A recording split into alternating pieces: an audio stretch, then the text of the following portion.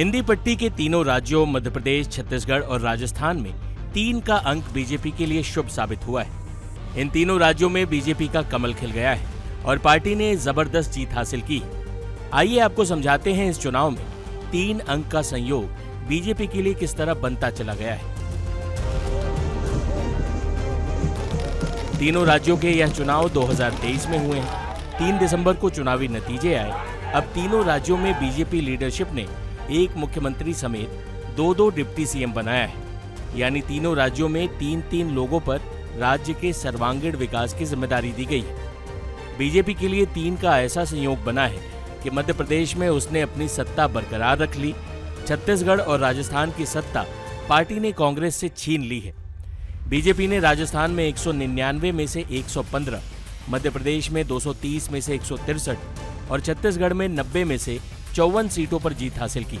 तीनों राज्यों में मिली इस बम्पर जीत के बाद बीजेपी अब देश के 12 राज्यों में सत्ता में आ गई। वहीं कांग्रेस हार के बाद 3 राज्यों में सिमट गई। बीजेपी ने कथित तौर पर मध्य प्रदेश की एंटी इनकम्बेंसी को प्रो इनकम्बेंसी में बदल दिया और छत्तीसगढ़ में कांग्रेस की भूपेश बघेल सरकार, जिनके बारे में सारे अनुमान यह बता रहे थे कि बघेल को हराना मुश्किल है, वहां बीजेपी ने बिना किसी चेहरे को प्रोजेक्ट किए पीएम मोदी के दम पर चुनाव अभियान को इतने दमदार तरीके से चलाया कि भूपेश बघेल को सत्ता से बेदखल कर दिया। तो राजस्थान में पीएम मोदी ने अशोक गहलोत की जादूगरी नहीं चलने दी।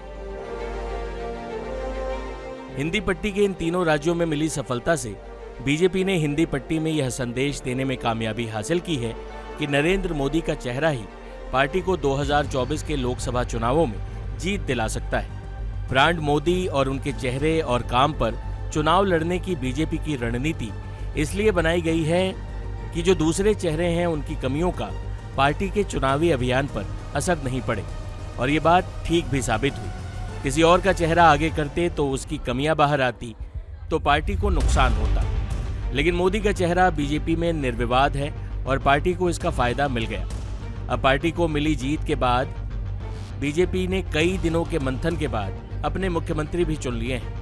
छत्तीसगढ़ में जहां विष्णुदेव साय को सीएम बनाया गया है, वहीं मध्य प्रदेश की कमान मोहन यादव को सौंपी गई है। राजस्थान में भजन लाल शर्मा सीएम बनाए गए हैं। मुख्यमंत्री के चयन में बीजेपी ने 2024 के लोकसभा चुनावों को ध्यान में रखते हुए सभी जातीय समीकरणों को साध लिया है।